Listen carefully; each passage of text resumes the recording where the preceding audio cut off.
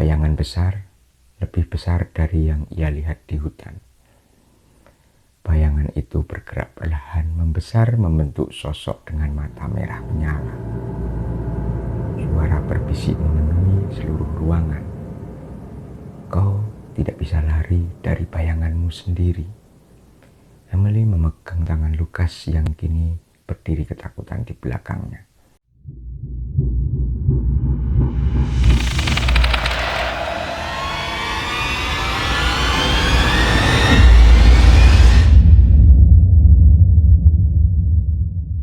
Hai Sobat Irasional, dimanapun Anda berada, kali ini saya akan membacakan sebuah cerita fiksi, namun Anda bisa mengambil nilai-nilai yang saya bacakan pada cerita ini.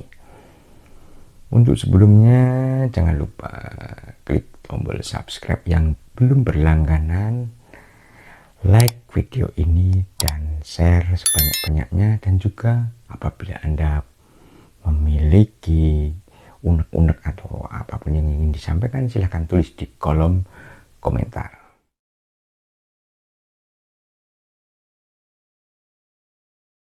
Angin musim gugur berhembus pelan di atas kota kecil bernama Ravensen, sebuah wilayah pedesaan terpencil di bagian utara Amerika Serikat. Kota itu tidak besar, jumlah penduduknya tidak sampai 100. Dikelilingi hutan pinus yang begitu rapat, seolah sengaja memagari sebuah peradaban. Tapi ada sesuatu tentang Ravensen yang membuat orang-orang mampir. Jalan raya utama yang menghubungkan dengan kota terdekat cenderung kosong, dan para pengemudi sering berkata bahwa ada perasaan tidak disukai ketika melewati area tersebut. Bagi Emily Warren, seorang jurnalis investigasi berusia 29 tahun, kota itu hanyalah sebuah titik merah yang tidak penting di peta. Pada awalnya, ia tidak memiliki alasan sedikit pun untuk datang ke sana. Hingga suatu malam, ia menerima email anonim yang hanya berisi satu kalimat. Jika kau ingin tahu mengapa orang-orang hilang tanpa jejak, datanglah ke Ravensen. Email itu dilampiri foto usang dengan tanggal 1989.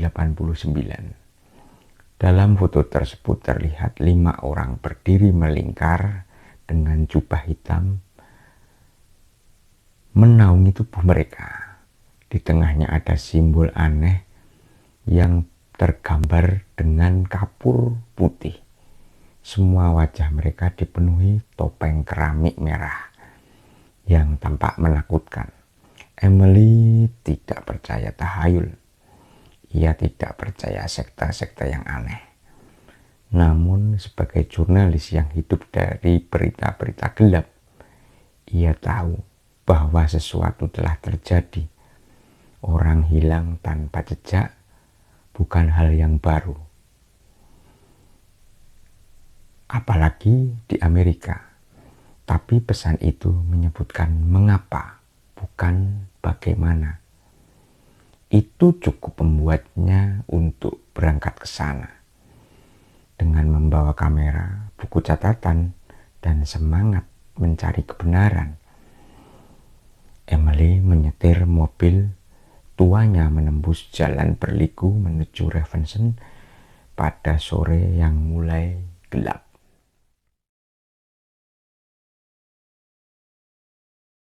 Saat memasuki kota, Emily merasakan sesuatu yang aneh.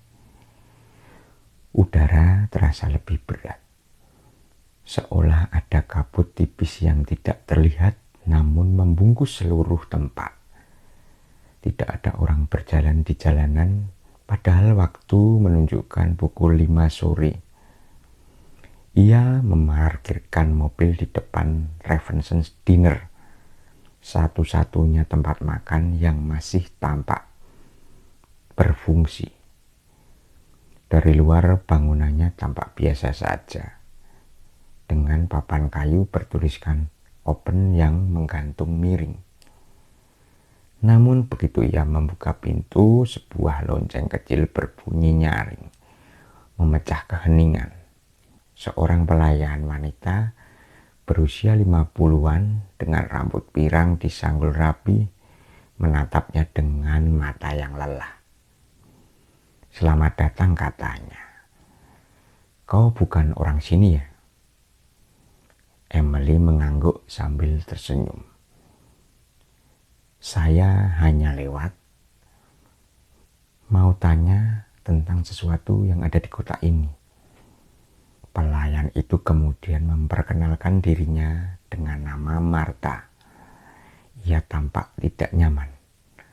"Apa yang ingin kau ketahui? Apakah ada kasus orang hilang baru-baru ini?" tanya Emily. Ekspresi Martha berubah seketika. Ia menutup mulutnya, menoleh ke kanan kiri, seolah ada yang mengawasinya. Lalu ia berbisik, "Di kota ini, kami tidak bicara soal itu." "Kenapa?" tanya Emily. "Karena kami ingin tetap hidup." Sebelum Emily sempat bertanya lagi, seseorang pria berjas hitam masuk ke Raven's Dinner. Martha langsung terdiam. Pria itu tinggi kurus dengan rambut yang disisir ke belakang, menatap Emily lama, kemudian tersenyum tipis. "Orang asing jarang datang ke sini," kata Martha sambil berjalan melewati meja. "Apalagi yang suka bertanya." Emily merasa bulu kuduknya berdiri tanpa sebab. Pria itu duduk di pojok dan Martha bergumam pelan, "Kau sebaiknya tidak banyak bicara. Orang-orang di sini punya keyakinan mereka sendiri-sendiri." "Keyakinan?" Kata itu menggantung lama di benak Emily. Ketika ia meninggalkan Raven's Dinner, matahari sudah tenggelam sepenuhnya, menyisakan langit kelabu yang mengancam. Emily kembali ke mobil, namun sebelum ia sempat membuka pintu, ia melihat sesuatu di kaca jendela, yakni refleksi seseorang yang berdiri di belakangnya. Ia cepat-cepat untuk menoleh, tapi tidak ada seorang pun di belakangnya. Hanya sebuah padang kosong dan pepohonan yang gelap. Dengan nafas yang memburu, ia masuk mobil dan mengemudi menuju motel kecil tempat ia akan menginap. Namun perasaan yang mengganjal itu tidak bisa hilang begitu saja. Seolah ada mata yang mengawasinya dari balik bayang-bayang. Ia tidak tahu bahwa malam itu adalah awal dari sesuatu yang jauh lebih gelap.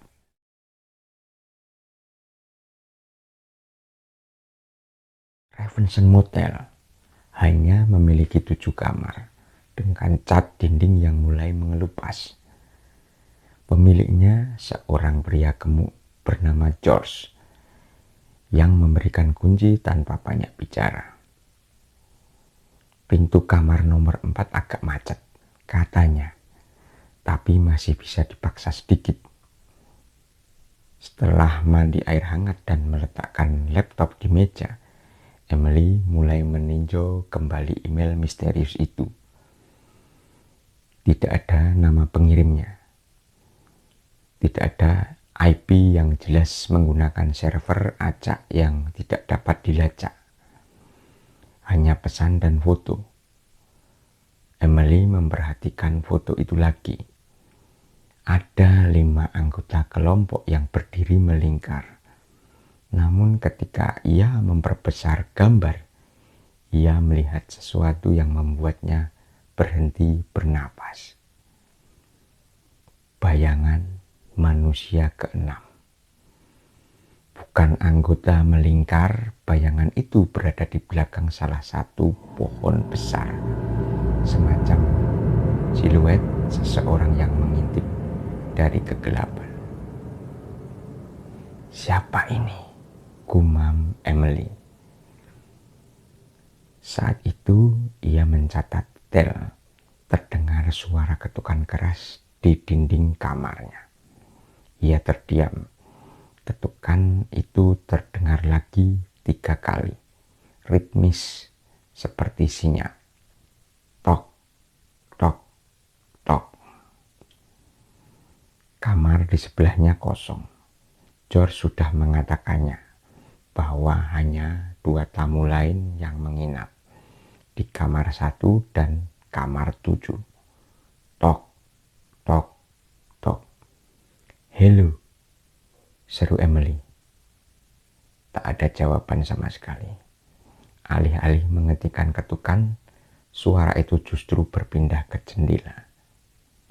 Dari jendela yang terbuka sedikit terdengar suara bisikan sangat pelan, namun jelas. Pergi sebelum semuanya terlambat. Bulu kuduk Emily kembali berdiri. Ia membuka tirai perlahan, namun tak ada siapa-siapa di luar sana. Hanya hutan dan tanah lapang. Namun di kaca jendela terdapat bekas sidik jari kotor, seolah seseorang menekan tangan mereka ke kaca. Bekas sidik jari yang panjang dan kurus, lebih panjang dari tangan normal. Emily memutuskan untuk tidur lebih awal, walaupun ia tahu dari detik itu ia tak mungkin benar-benar bisa tidur nyenyak.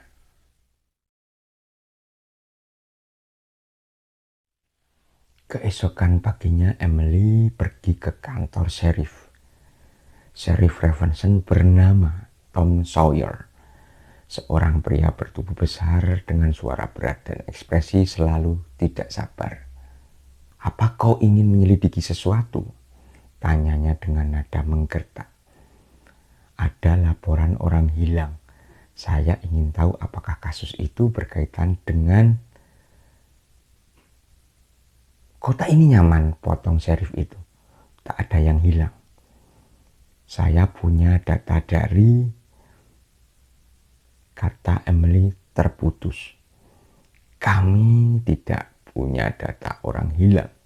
Jadi pulanglah ke kota asalmu, kata sheriff tersebut.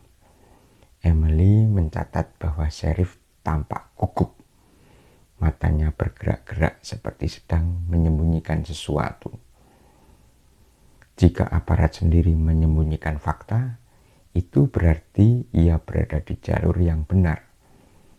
Di luar kantor, ada seseorang anak laki-laki berusia 12 tahun menghampirinya. Kau wartawan kan? Kata anak tersebut. Emily mengangguk dan terkejut. Apa kau tahu sesuatu? Tanya Emily pelan. Anak itu menatap sekelilingnya seperti waspada. Aku tidak boleh ngomong pada orang asing. Mereka akan marah. Mereka siapa? Tanya Emily. Anak itu menelan ludah. Mereka yang tinggal di hutan. Orang-orang bertopeng. Emily merasakan jantungnya berdetak lebih cepat. Apa mereka yang membuat orang hilang? Tanya Emily. Anak itu mengangguk, wajahnya pucat. Malam-malam, orang dewasa selalu terdengar suara di hutan. Kadang seperti suara orang yang diseret. Ia menelan ludah sebelum melanjutkan. Ayahku hilang 3 bulan lalu.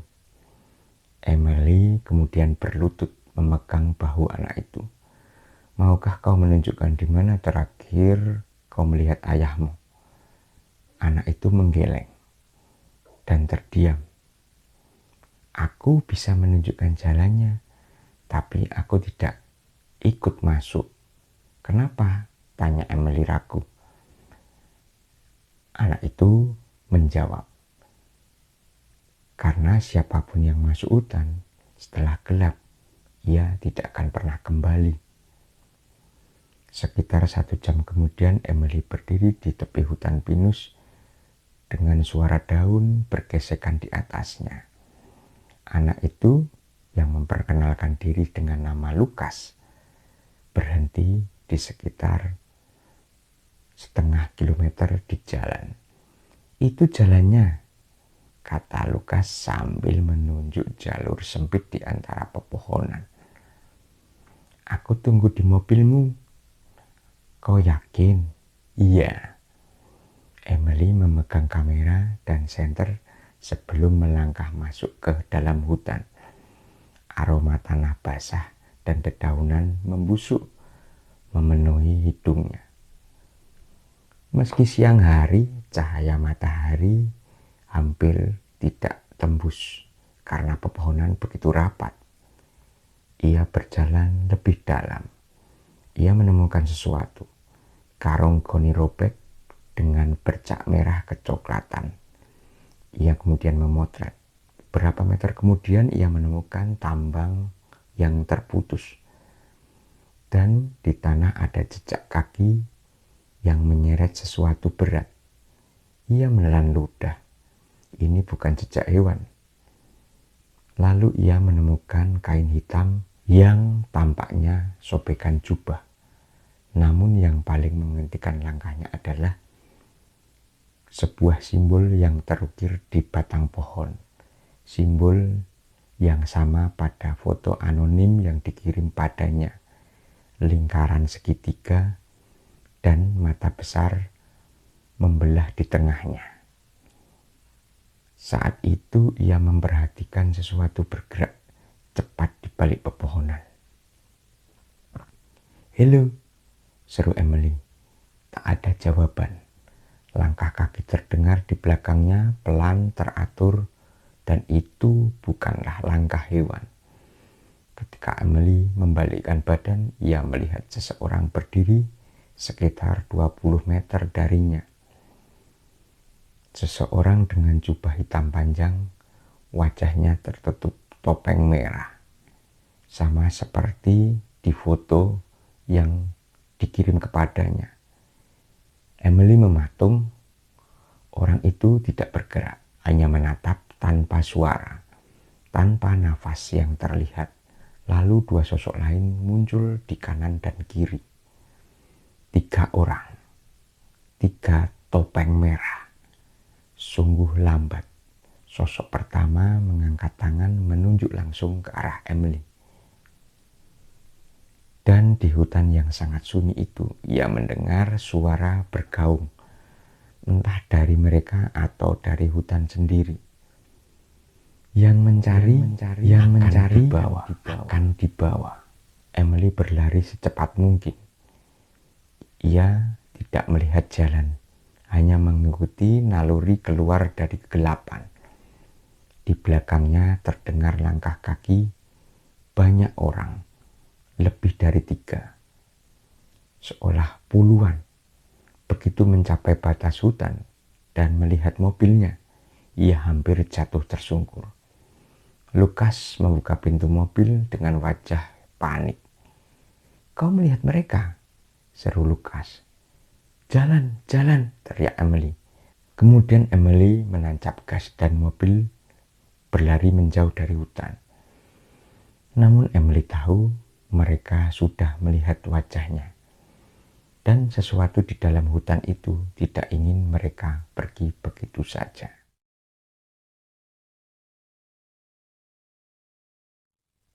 Setelah kejadian itu, Emily kembali ke motel dengan kondisi goyah. Ia langsung mengunci pintu dan menutup tirai rapat. Namun ketika ia menurunkan tas, sesuatu jatuh. Sebuah buku kecil berkulit tebal. Itu bukan barang miliknya. Seseorang telah memasukkan buku itu ke dalam tas tanpa ia sadari. Sampulnya bertuliskan The Children of Seven Shadow, anak-anak bayangan ketujuh. Nama penulisnya adalah Dr. Nathaniel Crow. Emily membuka halaman pertama yang bertuliskan, mereka bukan sekedar sekte, mereka adalah warisan dari masa kelam. Mereka percaya bahwa dunia yang kita lihat hanyalah layar tipis, dan di baliknya ada entitas kuno yang lapar akan pengabdian. Di halaman berikutnya ada catatan, mereka hidup di antara kita, menyamar seperti warga biasa, namun pada malam tertentu, mereka memanggil bayangan ketujuh. Emily membaca lebih jauh dan jantungnya berdegup lebih cepat dengan setiap halaman. Buku itu menjelaskan bahwa ada kelompok yang sudah ada sejak tahun 1700-an, dibawa oleh para imigran yang mempraktikkan ritual kuno Eropa Timur. Ada gambar sketsa topeng merah, ada diagram lingkaran ritual, ada catatan mengenai pengorbanan manusia. Emily mulai merasa mual. Di akhir buku terdapat foto Polaroid usang, foto sekelompok orang memakai jubah hitam di sebuah hutan mirip foto yang ia terima melalui email. Namun yang membuatnya tercekat adalah tulisan kecil di bawah foto itu. Ravensen 1989. Malam terakhir sebelum Dr. Crow menghilang. Buku itu tiba-tiba terasa seperti benda panas di tangannya. Seseorang ingin ia membaca ini. Seseorang ingin menemukan sesuatu. Seseorang itu tiba-tiba ada bunyi ketukan di pintu. Tok, tok, tok. Ketukan itu terdengar lagi di pintu motel. Kami tidak menerima tamu malam ini, kata Emily sambil mencoba dan menenangkan diri. Tok, tok, tok. Ketukan itu lebih keras dan lebih terburu-buru, kemudian senyap. Momen itu justru lebih menakutkan. Dan ketika Emily mengintip dari lubang pintu, ia melihat sesuatu yang membuat tubuhnya bergetar. Topeng merah tergantung di gagang pintu kamarnya.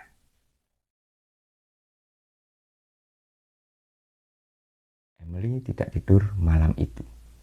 Ia hanya duduk di kursi dengan senter di tangan, seperti menunggu.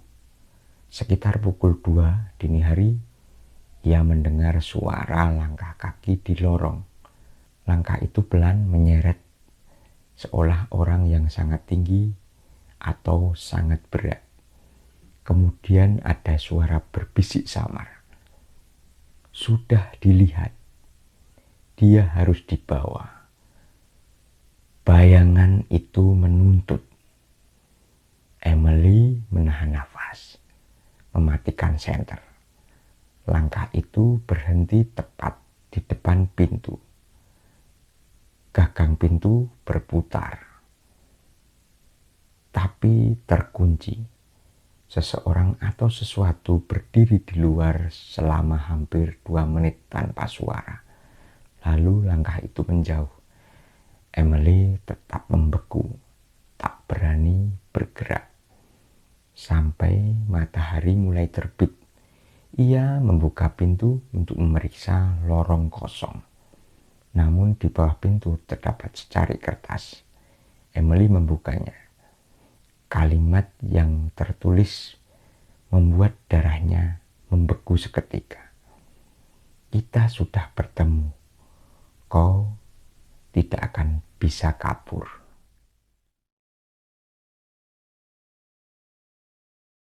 Keesokan paginya, Emily pergi ke perpustakaan kecil di Ravensden.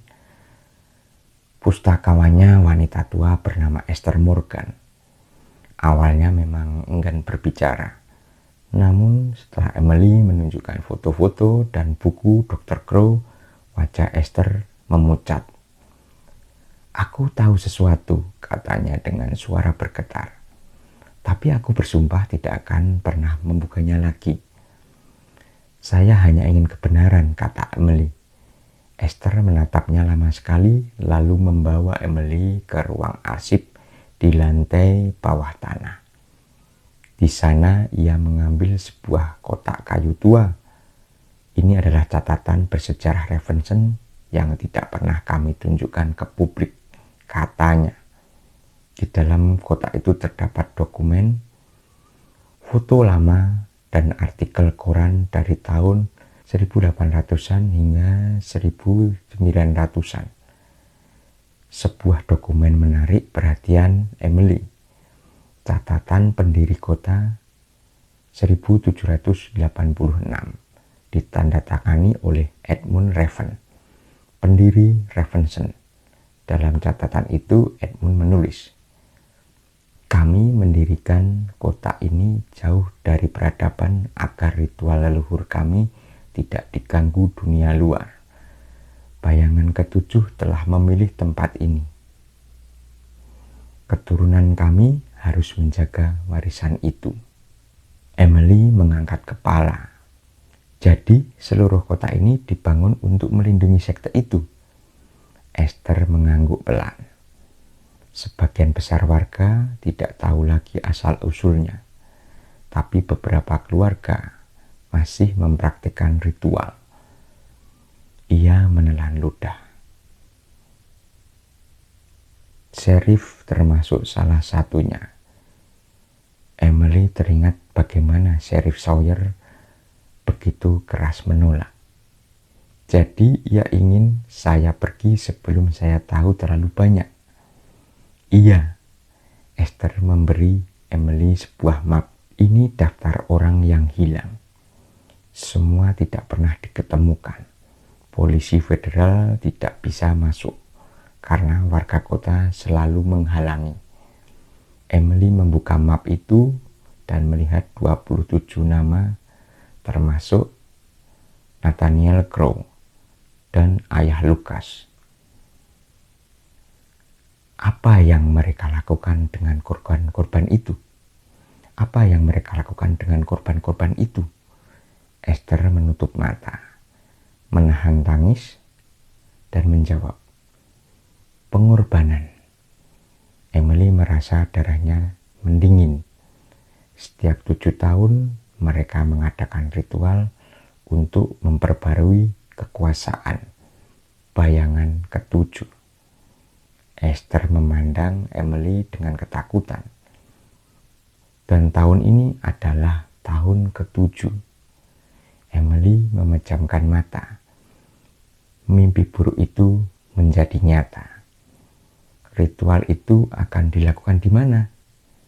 Esther menggeleng cepat. "Aku tidak tahu."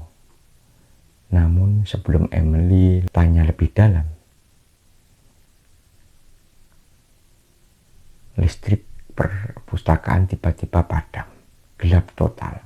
Kemudian terdengar suara pintu depan perpustakaan dibanting terbuka. Esther menggenggam tangan Emily. Mereka sudah datang.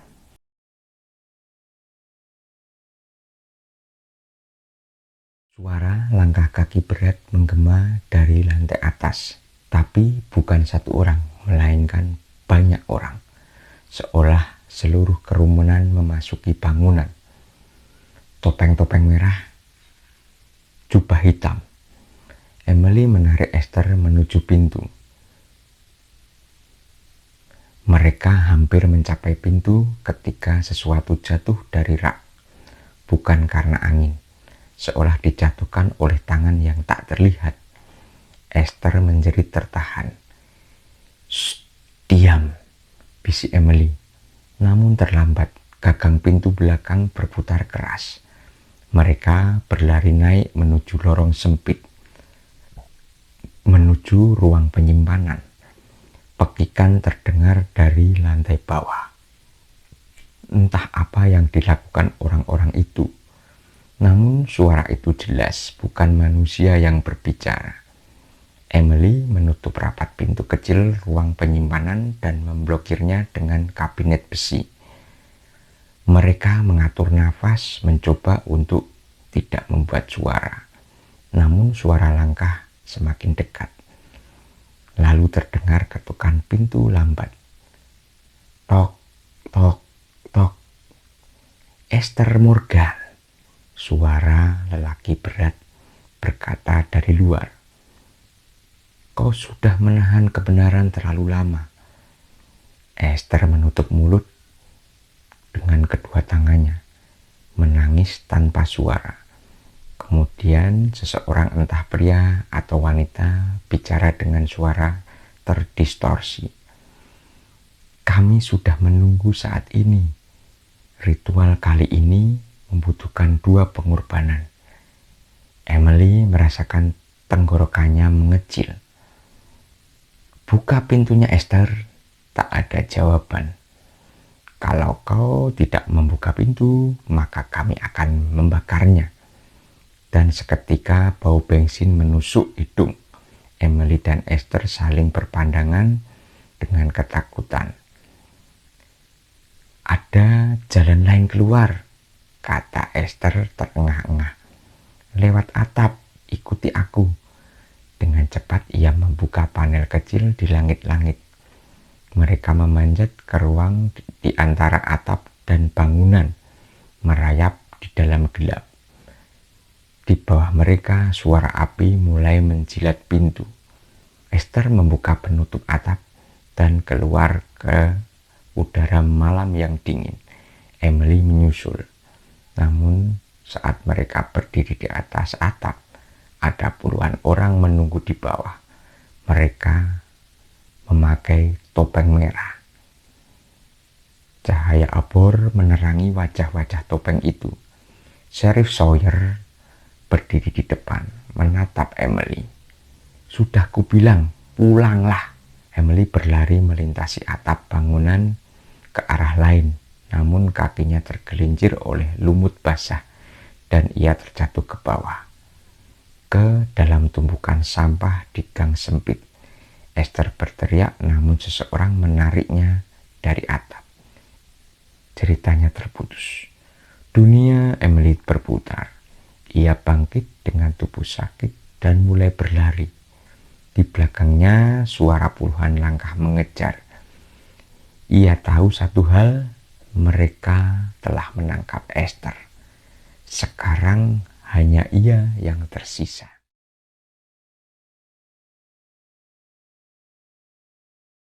Emily tahu hanya satu tempat yang menjadi pusat semua ini. Hutan. Meski itu tempat yang paling berbahaya, itu juga satu-satunya tempat yang bisa menemukan kebenaran. Lukas mungkin masih menunggu di mobil, tapi Emily tidak kembali ke sana. Ia tidak ingin anak itu ikut terseret. Ia memasuki hutan kembali, kali ini dengan napas terengah dan adrenalin menumpuk. Ia mengikuti jejak yang ditemukan kemarin, melewati simbol di pohon. Tidak lama kemudian ia mendengar suara aneh, seperti nyanyian samar. Semakin ia berjalan, nyanyian itu menjadi lebih jelas. Sebuah doa atau mungkin mantra, bahasa yang tidak ia mengerti. Hingga ia tiba di sebuah lapangan kecil di dalam hutan. Dan ia melihatnya. Ada lingkaran batu besar, seolah sisa reruntuhan altar kuno. Di tengahnya obor-obor menyala, dan puluhan anggota sekte mengenakan jubah hitam mengelilinginya. Di tengah lingkaran batu, Esther Morgan terikat pada tiang kayu. Di sampingnya berdiri Sheriff Sawyer.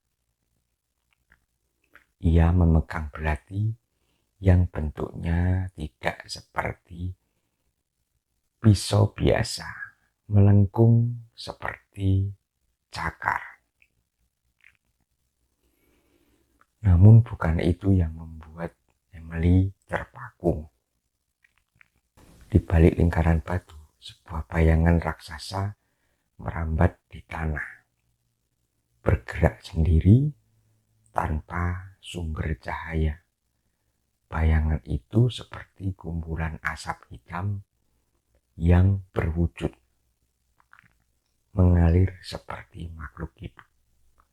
Mata merah menyala muncul dari dalam kegelapan itu. Sosok itu bukan manusia dan bukan hewan. Seseorang dalam lingkaran mengangkat tangan dan berkata dengan suara bergema, "Bayangan ketujuh telah datang." Esther menjerit. Emily membekap mulutnya sendiri agar tidak berteriak. Sheriff Sawyer mengangkat belati dan berkata, "Dengan pengorbanan ini, warisan Ravens akan terus hidup." Emily menutup matanya, namun sebelum Sheriff menghunuskan belati tersebut, sebuah suara dari belakang berteriak, "Lepaskan dia!" Emily menoleh. Lucas, anak itu berdiri gemetar, namun memegang batu besar di tangannya. Para anggota sekte menoleh serempak ke arahnya. Sheriff Sawyer tersenyum. Korban ketiga. Tiba-tiba acara ritual berubah kacau. Para anggota sekte mulai mendekati Lucas. Sementara itu Lucas mundur ketakutan. Emily tidak bisa tinggal diam.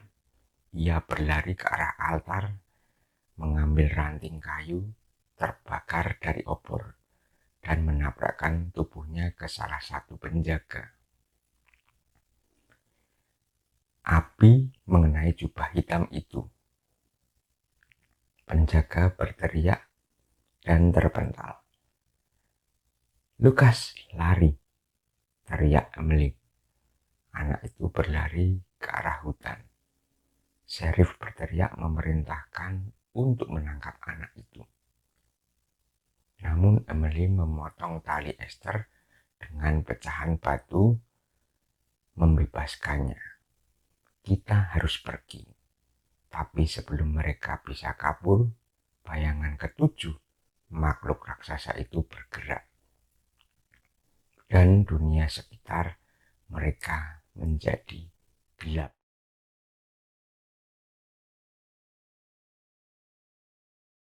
Yang Emily rasakan pertama adalah hawa dingin menusuk tulang. Suara daun, suara langkah manusia, suara angin, semua hilang. Yang tersisa hanya gema nafas ia sendiri. Ia berdiri di suatu tempat, di antara dunia dan bukan dunia. Esther menggenggam tangannya erat, menangis ketakutan. "Kita ada di mana?" Esther terisak. Sebuah suara berbisik dari segala arah. Di antara bayangan, tempat terakhir mereka pergi, tempat kebenaran tinggal. Emily memutar tubuh mencari sumber suara, tetapi hanya melihat kegelapan bergerak. Kegelapan itu bukan sekedar ketiadaan cahaya, ia seperti udara yang hidup. Lalu Emily melihat sesuatu yang membuatnya tidak bisa berpikir. Sosok-sosok manusia melayang dalam bayangan itu. Puluhan, mungkin bahkan ratusan. Wajah-wajah tanpa mata, tubuh mereka seperti membatu, diam, beku di antara waktu. Siapa mereka? Bisik Esther. Mereka yang hilang, jawab Emily dengan suara hampir tak keluar. Salah satu sosok mendekat perlahan tanpa bergerak sebenarnya. Wajahnya setengah hancur, seolah ditarik dari dunia nyata ke dunia ini secara paksa. Emily mengenali wajahnya, ayah Lukas. Lalu suara bergaung, jadilah bagian dari kami. Makhluk bayangan ketujuh mulai mengambil bentuk. Tubuhnya membesar hingga menjulang tinggi, setinggi pepohonan. Ia memiliki banyak tangan. Tangan bayangan memanjang seperti akar pohon. Salah satu tangan bergerak ke arah Emily, namun sebelum ia tersentuh, Esther mendorong tubuh Emily menjauh. Temukan Lukas, selamatkanlah dia, teriak Esther. Dan bayangan itu menelan Esther sepenuhnya. Emily berteriak, namun suaranya tidak menghasilkan apa-apa. Ia merasakan bayangan lain mencoba mencengkeram pergelangan kakinya. Namun tiba-tiba cahaya muncul yang sangat terang. Emily menutup mata. Ketika ia membuka mata, ia kembali di hutan, terbaring di tanah sendirian. Tidak ada sekte, tidak ada altar, tidak ada Esther. Hanya hutan gelap yang sunyi. Dan di kejauhan suara seseorang memanggil, Emily. Itu suara Lukas. Emily bangkit dan berlari menuju suara itu. Ia menemukan Lukas gemetar di balik pohon. Kita harus pergi dari sini, seru Emily. Mereka berlari keluar dari hutan tanpa melihat ke belakang. Namun sebelum meninggalkan batas hutan, Emily melihat sesuatu tergantung di dahan rendah. Topeng merah. Topeng yang retak, seolah makhluk memakainya telah dihancurkan. Namun itu bukan topeng biasa. Di permukaannya terukir nama Nathaniel Crow.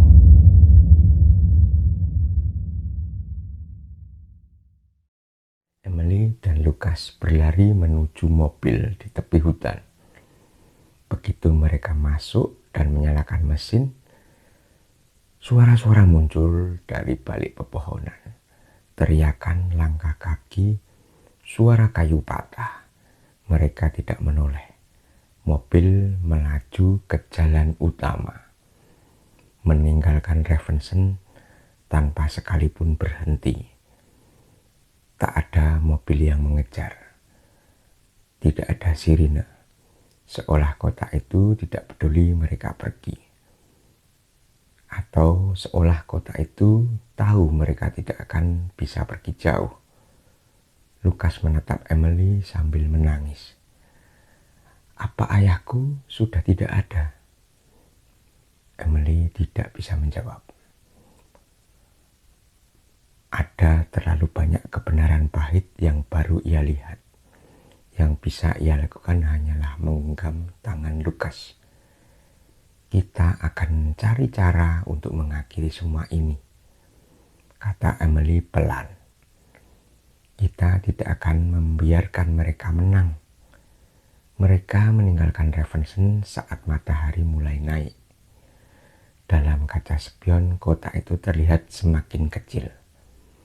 Namun ketika Emily memalingkan pandangan sejenak ke Lukas, ia melihat sesuatu yang membuat darahnya berhenti mengalir. Di kaca spion, di antara pepohonan, terlihat bayangan tinggi berdiri diam, menatap mobil mereka menjauh, dan bayangan itu tersenyum.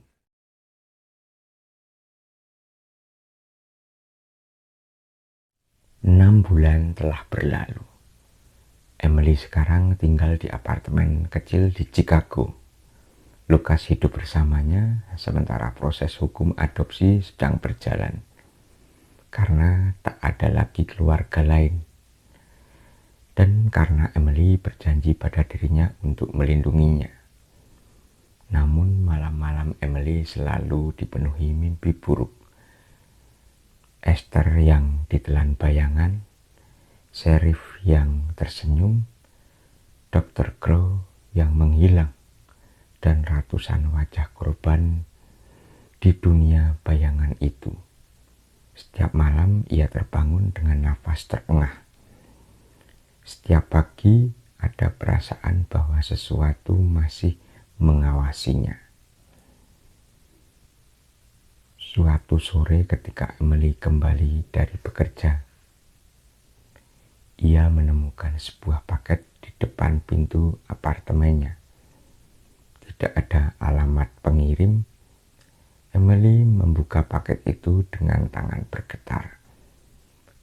Di dalamnya ada sebuah topeng merah baru yang tidak retak, mengkilap bersih. Foto dirinya sedang tidur, diambil dari jarak yang sangat dekat. Sepucuk catatan. Ritual belum selesai. Kau masih utang satu pengorbanan. Emily menjatuhkan paket itu sambil bergetar ketakutan. Ia memandang ke lorong apartemen kosong. Namun di kejauhan ia mendengar suara langkah kaki dan suara bisikan. Yang mencari akan dibawa hingga selesai. Malam itu Emily menutup semua tirai, mengunci semua pintu, dan menyalakan setiap lampu di apartemennya.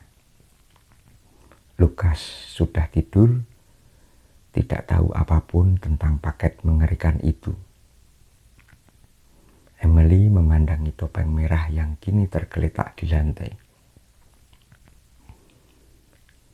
Ia tahu beberapa hal. Sekte itu tidak mati. Mereka tidak terikat Ravensen. Bayangan ketujuh masih memburunya. Dan yang paling menakutkan, sosok itu bisa muncul di mana saja, di dunia manapun, selama ada bayangan. Emily mengambil buku catatan Dr. Crow yang masih ia simpan.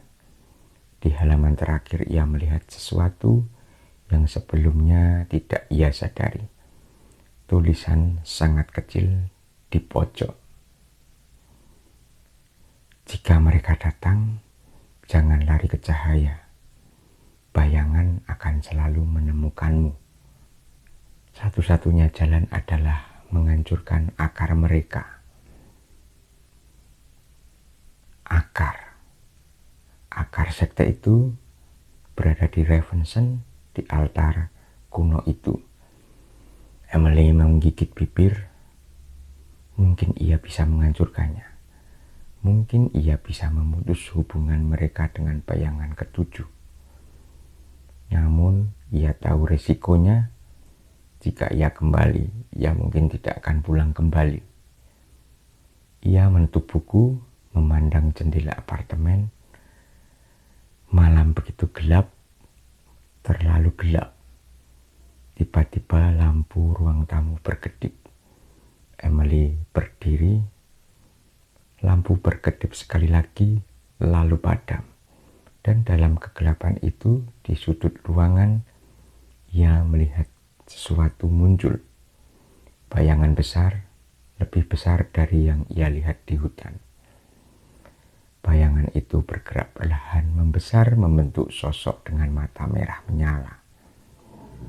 Suara berbisik memenuhi seluruh ruangan. Kau tidak bisa lari dari bayanganmu sendiri. Emily memegang tangan Lukas yang kini berdiri ketakutan di belakangnya. Kau harus pergi, kata Emily tanpa menoleh. Tapi, pergi. Lukas berdiri ke kamar, mengunci diri. Bayangan itu semakin dekat. Emily mengambil topeng merah dari lantai, lalu melemparkannya ke bayangan itu. Topeng itu seketika meleleh menjadi asap hitam. Makhluk itu tampak semakin kuat. Emily menutup mata dan berkata pada dirinya sendiri, ini belum berakhir. Keesokan paginya, apartemen itu ditinggalkan. Emily dan Lukas menghilang. Tak ada catatan, tak ada jejak. Tetangga mengatakan mereka melihat Emily terakhir kali berjalan keluar gedung sambil menggenggam tangan Lukas. Ia membawa ransel besar. Mereka tampak tergesa seolah dikejar sesuatu. Polisi tidak menemukan petunjuk. Namun seminggu kemudian, seseorang anonim mengirimkan foto ke kantor kepolisian Chicago. Foto itu memperlihatkan altar batu di Ravenson yang terbakar habis. Namun di bagian bawah foto ada dua hal.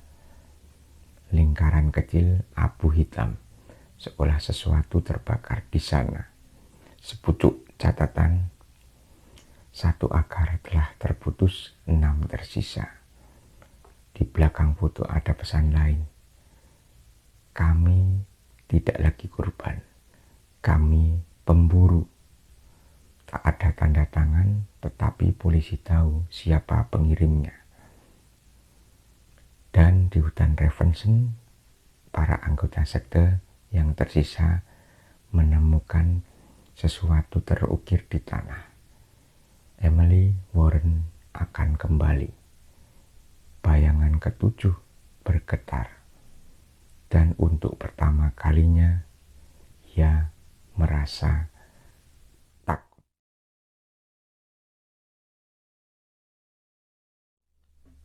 Sampai di sini cerita atau fiksi yang kami sampaikan. Satu kata dari cerita ini yang bisa kita petik adalah jangan bermain-main dengan sesuatu yang hitam, sesuatu yang mungkin menyesatkan, karena kita tidak akan bisa lepas begitu saja. Ia akan mengejar kita kemanapun kita pergi, seperti yang terjadi pada Emily Warren. Semoga kita semua terbebas dari sesuatu yang gelap, menyesatkan, dan mengendapkan kita ke dalam lumpur kedosaan. Jangan lupa klik tombol subscribe, like, share, dan komen agar channel ini semakin berkembang. Keyakinan tanpa diuji, maka kita tidak akan tahu seberapa besar keyakinan yang kita miliki. Salam irasional.